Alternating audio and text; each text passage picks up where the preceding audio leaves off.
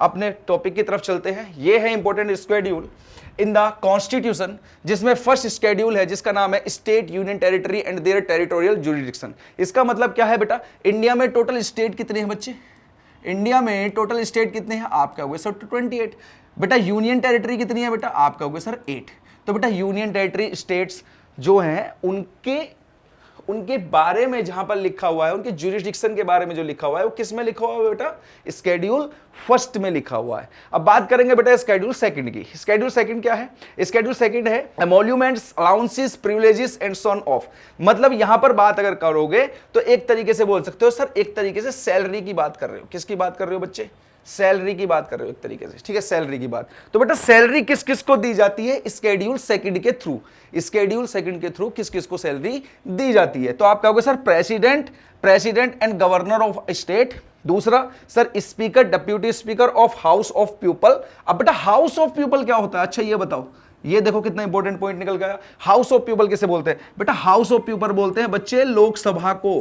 किसको बोलते हैं, लोकसभा को, ये याद रखना है। आप कहोगे सर लोकसभा का नाम हाउस ऑफ पीपल है, बेटा 1954 तक लोकसभा का नाम हाउस ऑफ पीपल था और 1954 अप्रैल में इस नाम को हटा के इसका हिंदी नाम अडॉप्ट किया गया लोकसभा, लोगों की सभा। लेजिस्लेटिव असेंबली, बेटा लेजिस्लेटिव असेंबली कहां देखने के लिए मिलेगी आपको बताओ, लेजिस्लेटिव असेंबली सर हर स्टेट के लेजिस्लेचर में, हर स्टेट के लेजिस्लेचर में लेजिस्लेटिव असेंबली देखने के लिए मिलेगी। And chairman and deputy chairman of council of state. अब देखो यहां सर ये council of state, council of state क्या होता है बेटा, काउंसिल ऑफ स्टेट होता है राज्यसभा।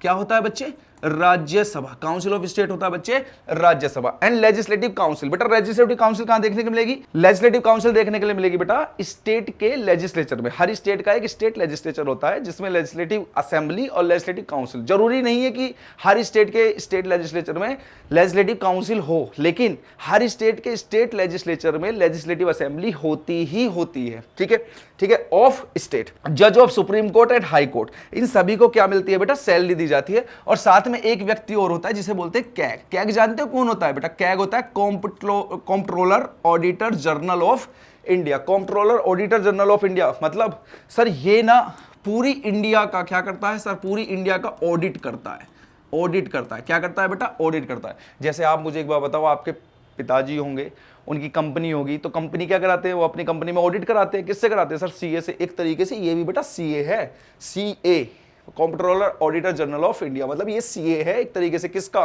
सर, पूरी इंडिया के ऑडिट करने के लिए गवर्नमेंट रखती है इसको, सेंट्रल गवर्नमेंट अपने पास में, ठीक है। चलिए तो पहला स्केड्यूल सर, फर्स्ट स्केड्यूल में किसके बारे में बात की गई है सर, स्टेट के बारे में बात की गई है। और क्या बात की गई है बेटा, यूनियन टेरिटरी। समझ भाई। Sir second schedule, second schedule में बेटा किसके बारे में बात की गई है, सेकंड स्केड्यूल में बात की गई है बेटा सैलरी के बारे में, ठीक है। अब आते हैं बेटा third schedule. Sir third schedule देखो बेटा, थर्ड स्केड्यूल में बात की गई है ओथ्स और एफर्मेशंस के बारे में। ओथ और एफर्मेशन बेटा सिनोनिम्स, ठीक है। तो यहां पर कौन कौन ओथ लेता है स्केड्यूल थर्ड के through, candidates of election to the parliament. अच्छा सर पार्लियामेंट के candidate, member of parliament, member of parliament. अच्छा यहां पर एक चीज देखो सर, पार्लियामेंट में कितने पार्ट होते हैं, आप कहोगे सर पार्लियामेंट के 3 पार्ट होते हैं। ये भी मैं एक्स्ट्रा बताता हुआ चल रहा हूं, रीजन है बेटा, आप लोगों को पता होनी चाहिए कुछ बातें।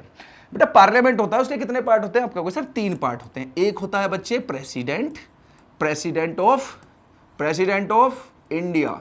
एक होती है बेटा राज्यसभा, एक क्या होती है राज्यसभा, और एक क्या होती है बच्चे लोकसभा। समझ आई बात। ये 3 पार्ट होते हैं पार्लियामेंट के। और बेटा पार्लियामेंट में क्या बनता है, आप कहोगे सर पार्लियामेंट में भारत के लिए क्या बनता है, लॉ बनता है, कानून बनता है पूरे भारत के लिए। पार्लियामेंट क्या बनाता है, कानून बनाता है भाई। राज्यसभा लोकसभा में बिल आता है, फिर वो बाद में बिल किसके पास जाता है सर, प्रेसिडेंट के पास जाता है। और प्रेसिडेंट उस बिल पे जब साइन कर देता है तो वो बिल क्या बन जाता है, वो बिल एक्ट बन जाता है। क्लियर। जज ऑफ सुप्रीम कोर्ट, इनको भी भैया क्या मिलती है, इनको भी ओथ लेनी पड़ती है स्केड्यूल थर्ड के through. Controller and auditor general of India, बेटा इसको भी ओथ लेनी पड़ती है। स्टेट मिनिस्टर्स, इनको भी ओथ लेनी पड़ती है। Candidate for election to state legislature, बेटा इनको भी ओथ लेनी पड़ती है। मेंबर ऑफ स्टेट लेजिस्लेचर, इनको भी ओथ लेनी पड़ती है। जज ऑफ हाई कोर्ट, इनको भी ओथ लेनी पड़ती है। यूनियन मिनिस्टर, इनको भी, इन सबको ओथ लेनी पड़ती है। अच्छा आप लोगों को एक की पॉइंट बताऊं, की पॉइंट बताऊं, कौन यार इतने सारे लोगों को याद रखेगा, कौन याद रखेगा मेरे भाई, कौन याद रखेगा। की पॉइंट देखो, क्या है की पॉइंट, देखो दोनों के की पॉइंट देखो। पहले इसके की पॉइंट देखो सर, स्केड्यूल सेकंड के की पॉइंट। सर सैलरी किस किस को मिलती है, कितने लोगों को याद करें, बस ध्यान रखना है हमें। आपके एग्जाम में ऑप्शन आ जाए तो उस ऑप्शन में आपको एक पॉइंट याद रखना है कि सर सैलरी सबको मिलती है, हमें याद रखना है जिसको नहीं मिलती, स्केड्यूल सेकंड के थ्रू जिसको सैलरी नहीं मिलती, हमें वो याद रखनी है। बस याद रखना बेटा, जितने भी मिनिस्टर्स होते हैं, जितने भी बच्चे मिनिस्टर्स होते हैं जितने भी, उन सबको सैलरी नहीं मिलती, किसके थ्रू? स्केड्यूल सेकंड के थ्रू। अच्छा मैं बोलने लगता हूं सर पीएम है, पीएम को सैलरी किसके थ्रू मिलती है? पीएम को सैलरी किसके थ्रू मिलती है?